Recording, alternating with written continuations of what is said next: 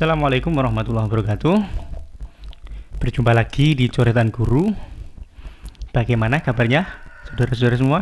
Semoga selalu dalam keadaan sehat. Semoga selalu dalam keadaan bahagia, juga dalam keadaan semangat untuk menerima pembelajaran dan mempraktikkan pembelajaran yang akan saya berikan nanti. Pada kesempatan kali ini kita nanti akan membahas pembelajaran tentang senam ritmik. Senam ritmik itu dibagi dua kalau dari jenisnya ya. Senam ritmik menggunakan alat dan senam ritmik tanpa alat. Nah, yang akan kita bahas nanti adalah senam aerobik. Senam aerobik itu bagian dari senam ritmik tanpa alat. Jadi nanti kita akan membahasnya. Senam ritmik atau senam irama adalah gerakan senam yang dilakukan dalam irama musik. Jadi kegiatan senam yang diiringi dengan musik itu kita sebut sebagai senam ritmik atau senam irama. Jadi kalau ada senam diiringi dengan musik itu kita anggap sebagai senam irama, senam ritmik. Tentunya iramanya, gerakan-gerakannya juga menyesuaikan dengan irama yang ada. Kemudian apa itu senam aerobik? Senam aerobik itu tadi saya sudah singgung sedikit, adalah bagian dari senam ritmik tanpa alat yang tentunya juga diiringi musik ya. Diiringi musik yang tujuan utamanya adalah tentunya di situ ada gerak badan yang mempunyai tujuan untuk menuntut lebih banyak oksigen, untuk memperpanjang waktu dan memaksa tubuh untuk memperbaiki sistemnya, sehingga bertanggung jawab untuk transportasi oksigen yang baik dan banyak. Jadi kalau diibaratkan kita bernafas itu seperti kendaraan, seperti truk ya, truk kecil dan truk besar. Kalau truk besar itu sekali angkut dia dapat banyak muatan. Kalau truk kecil sekali angkut dia hanya dapat sedikit muatan. Jadi untuk mengimbangi truk besar dia harus bolak-balik atau dia harus bolak-balik dalam mengangkut muatannya. Sama dengan nafas kita. Kalau kita sekali bernafas sudah mampu memenuhi kebutuhan oksigen dalam tubuh kita, tentunya itu akan lebih efektif ya daripada yang kita bernafas berkali-kali, beberapa kali baru bisa memenuhi kebutuhan tubuh kita, kebutuhan oksigen tubuh kita. Tujuannya seperti itu, untuk memperbaiki sistem tersebut. Itu adalah senam aerobik. Rangkaian gerakan senam aerobik. Jadi senam aerobik itu pada umumnya rangkaian gerakannya ada 3. Yang pertama ada gerakan pemanasan, kemudian ada gerakan inti, dan yang terakhir ada gerakan pendinginan. Dan masing-masing gerakan itu punya maksud dan tujuan masing-masing. Kita akan bahas satu. Yang pertama pemanasan. Pemanasan ini bermaksud atau bertujuan untuk mempersiapkan tubuh kita dalam keadaan gerak yang lebih tinggi. Karena tadi kita posisinya beristirahat, denyut jantung nadi kita masih dalam keadaan normal atau denyutannya masih normal seperti biasanya atau kita belum aktivitas tinggi. Nah, kalau tiba-tiba tanpa pemanasan, tiba-tiba gerakan inti, nanti sistem peredaran darah kardiovaskuler kita nanti akan kaget, akan belum dalam posisi masih tekanan darah rendah atau masih denyut nadinya masih rendah, tiba-tiba didenyutkan banter, otomatis nanti malah akan membuat cedera kita sendiri. Makanya diperlukan pemanasan untuk mempersiapkan tubuh kita mengikuti gerakan inti, melaksanakan gerakan inti. Denyut nadi dinaikkan agar denyutannya lebih kencang, dan tentunya naiknya tidak tiba-tiba ya, sedikit demi sedikit. Kemudian suhu tubuh kita juga dinaikkan jadi lebih panas dan sebagainya. Kemudian sendi-sendi kita dipersiapkan untuk kegiatan yang lebih ekstrim daripada kegiatan pemanasan. Setelah siap, kemudian dilakukan gerakan inti. Gerakan inti ini adalah inti dari kegiatan senamnya. Jadi inti kegiatan senam aerobiknya ada di gerakan inti. Setelah melakukan gerakan inti, tubuh kita dikembalikan dalam kondisi kan mau selesai, berarti kan kita mau istirahat, mau dalam kondisi normal denyut nadinya, sehingga diperlukan pendinginan agar denyut nadi kita yang tadinya itu kencang atau yang frekuensinya cepat bisa menurun, dan penurunannya tidak signifikan, jadi ada tahapnya, sedikit baru turun dalam keadaan normal. Fungsinya juga itu sama, biar tidak terjadi cedera tadi ya. Cedera itu macam-macam, bisa gagal jantung, itu yang parah ya, bisa cedera yang lain. Kemudian gerakan dasarnya ada 4. Yang pertama ada gerakan kaki, ada gerakan lengan, ada gerakan pengembangan, dan yang terakhir ada gerakan kombinasi. Nanti kita bahas satu-satu, dan nanti ada contoh videonya ya. Jadi di sini saya hanya membahas sedikit saja. Gerakan kaki ada jenisnya atau nama-namanya, ada marching, kemudian ada lung, kemudian ada knee up, kemudian ada kicking, ada jogging, ada skipping, dan jumping jack. Dan sebenarnya masih ada banyak gerakan-gerakan kaki yang lain yang divariasi, karena sekarang orang sudah banyak yang kreatif ya. Dan saya tidak bisa menyantumkan satu persatu di sini. Nanti saudara-saudara bisa mencari referensi lain ya. Kemudian ada gerakan lengan. Gerakan lengan di sini ada chest press, kemudian ada open your up, kemudian ada open hand, ada butterfly atau nama lainnya open window. Kemudian ada shoulder press up, kemudian ada bicep curl, kemudian ada tricep curl, kemudian ada flex sack arm, ada lateral raise, kemudian ada cross. Kemudian untuk gerakan pengembangan ini lebih ke arah gerakan kaki ya, gerakan pengembangan tapi pada kegiatan gerakan kaki. Yang pertama ada single step, itu ada double step, ada grave pivot, kemudian ada free step, ada toe touch, kemudian ada heel touch, ada mambu, dan ada squat. Ini semua gerakan kaki. Kemudian gerakan kombinasi. Kalau kombinasi ini sebenarnya pengembangan sendiri ya, kita bisa mengembangkan sendiri. Ada banyak gerakan pengembangan, ada gerakan kombinasi. Tapi nanti saya contohkan 3 ya. Nanti saudara-saudara bisa mengkombinasikan sendiri. Yang pertama contohnya ada heel touch dan chest press. Jadi kedua gerakan tersebut dilakukan bersamaan. Ini ada double step dan butterfly, ada grave pivot dan shoulder press up. Nah, untuk lebih jelasnya nanti saudara-saudara silahkan amati, kemudian dipraktikkan di rumah masing-masing video contoh gerakan-gerakan tadi yang akan saya tampilkan ini. Semoga bermanfaat. Silakan diamati dan dipraktikkan.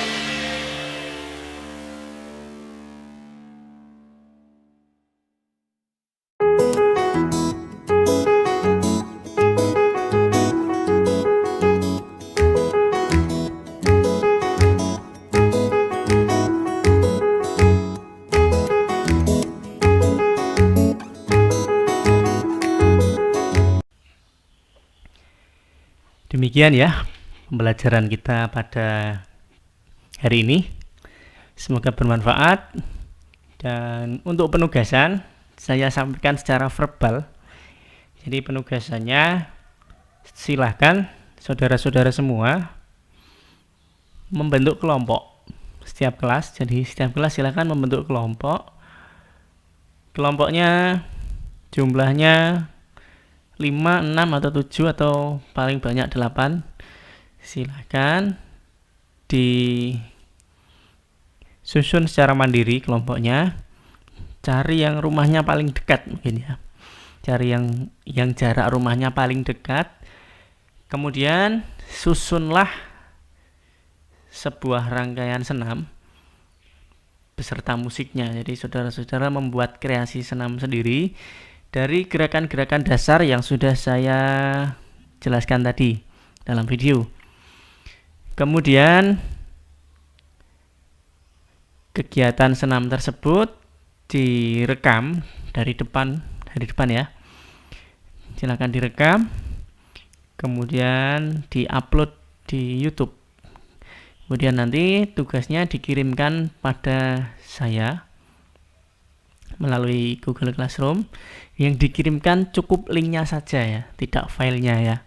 Linknya YouTube dikirimkan pada saya. Dan bagi yang tidak berkenan di YouTube boleh menggunakan Google Drive, asalkan ketika saya membuka itu sudah bisa dibuka. Karena pengalaman kemarin